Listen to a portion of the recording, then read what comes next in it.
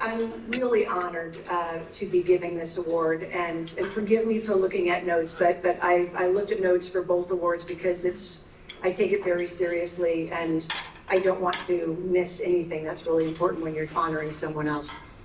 The Lifetime Achievement Award celebrates an outstanding career of a woman leader whose activities have fundamentally advanced women across the hospitality industry. When you hear Lifetime Achievement Award, you often think of someone who is retired, and that we're celebrating a life well lived and celebrating someone who has passed along their career. In the case of the 2022 recipient, however, this person would tell you that they're just getting started, and I would certainly agree. This is the leader who started her career as a research analyst and professor and continued the thread of teaching, training, educating, mentoring, coaching women and men throughout her career, never leaving a woman behind.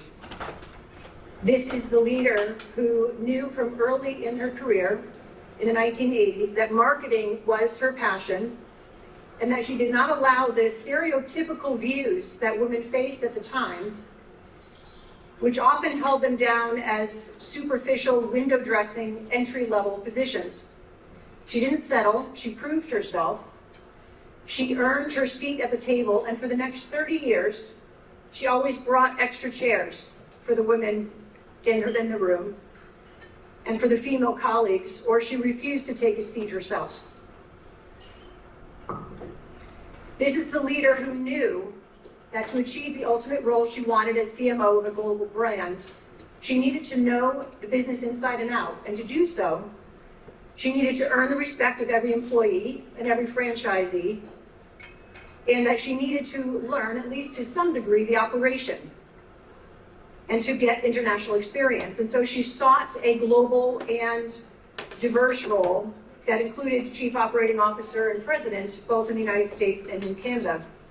This is the leader who achieved her goal as a CMO of a 4,700 hotel chain for over 18 years, forcing many to stand up and take notice of a brand that most, including me, would not have considered had she not single-handedly elevated the product. She consistently created a female-dominated leadership team, and those in her circle often heard the praises of Wendy, Jane, Phyllis, Eva, and consistently ensured that women were supported and visible while recognizing the criticality of male allies. And this is also a leader who is a true pioneer, leveraging her unique ability to balance commercial outcome with enduring business relationships. She has served as president of the GBTA Allied Council and senior advisor of WINiT for several years.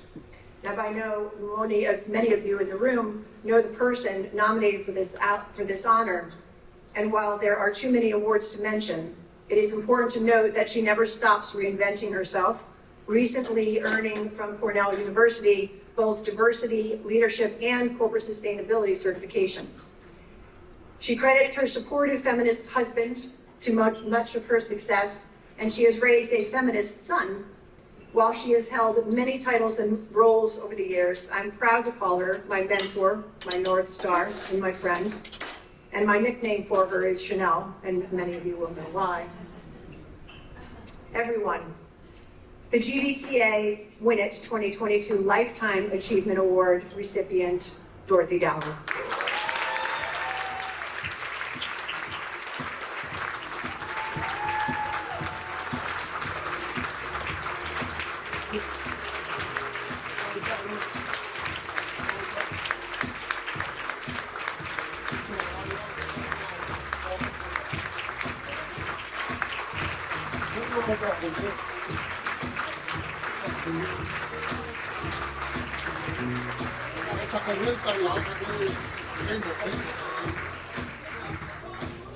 Thank you.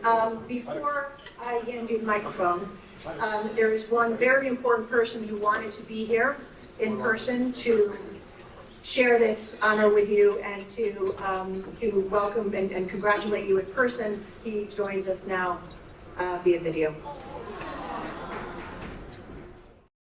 Greetings from Scottsdale, Arizona. I'm David Kong, and I'm most excited with this opportunity to say a few words about my colleague and dear friend, Dorothy Dowling. Dorothy, as we all know, is an industry veteran. She is a knowledgeable and effective leader.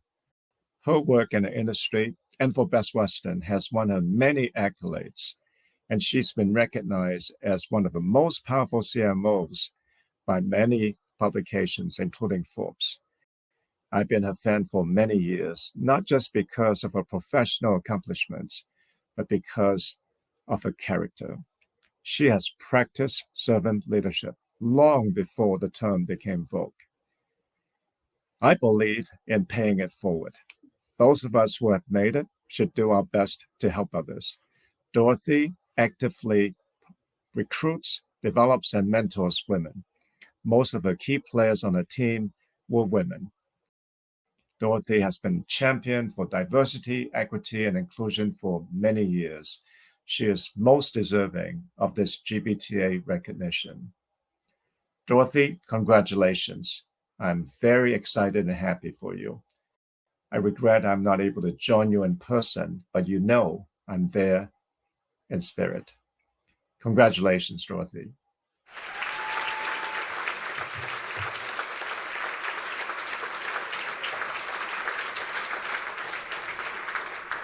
I'm a little overcome, so I hope, unfortunately my tear ducts are pretty close to my heart, I think. But first of all, I want to thank Nick for this amazing tribute. And when I reflected on this award, I thought about 2019, when the chairperson of United, Jane Garvey, won the award. And that night will be forever etched in my memory, because Jane said to all of us in the room that she didn't think in her lifetime that she would ever be in an event like this, that she would see so many remarkable women honored and their male allies. That has stuck with me forever. And I have to tell you, I am deeply honored to be in the company of so many remarkable people in this room that have won awards tonight. So I thank you from the bottom of my heart for this very significant honor.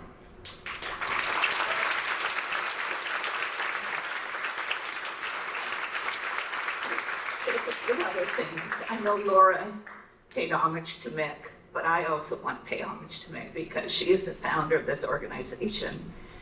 And this week I was at another women's event and I sat with a young woman leader, and she was fearful about being a feminist and having a point of view.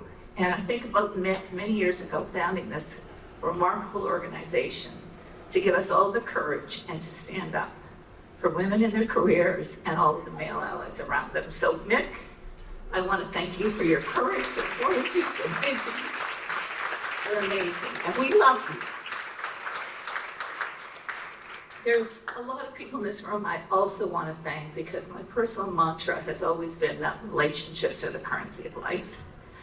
I stepped down from my role at Best Western in July, and I have been overwhelmed with gratitude for many in this room and many that are not in this room, in terms of reaching out. How can I help you? Let me make some introductions for you. How can we work together? So I feel incredibly enriched, and WINiT and GBTA and all of you have been a very important part of that. So I just, again, echo my gratitude to all of you.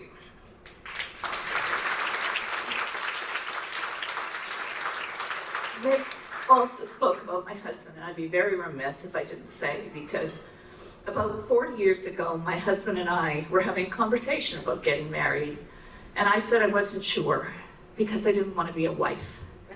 And he said, that's a good thing, because I don't want a wife either. I want you to be my lifelong partner.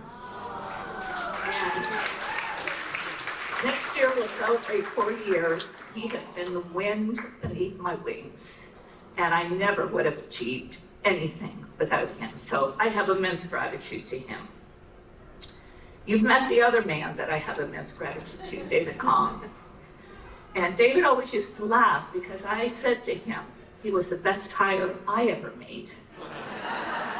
And that was about 18 years ago. I worked with David for 17 years. I hired him because he was a transformational leader, and it was such a privilege to work with him. He celebrated and gave everyone the opportunity to do their best work. He held us all accountable, but he also gave us lots of opportunities. And for that, I'm forever grateful. So I want to close tonight by saying what's next, because so many of you have asked about that. And when I used to speak about women in leadership, I always referred to the John Persino study that was done in 2012, a global study, the Athena Doctrine, which talked about the feminist qualities were the qualities that we need in this world. Qualities of honesty, empathy, collaboration. These were all things that were articulated by men and women around the world. And they're not unique to women. It's just that they seemingly are more present in women, but they are also present in many feminist men, many of whom we've celebrated tonight. But as I look at the world we live in today, with the war in Ukraine, the divisive politics that Caroline started the evening in reminding us about, this horrible cancel culture that we live in, it's time for those feminist qualities, in my opinion, to prevail. So as I have been enriched in my life by so many of you and so many others, I feel my life work now is to pay it forward.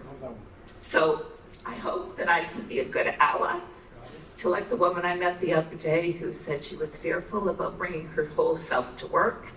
And I hope I can work with many of you so that we take this journey further, that we honor Mick for the journey she started us on many years ago.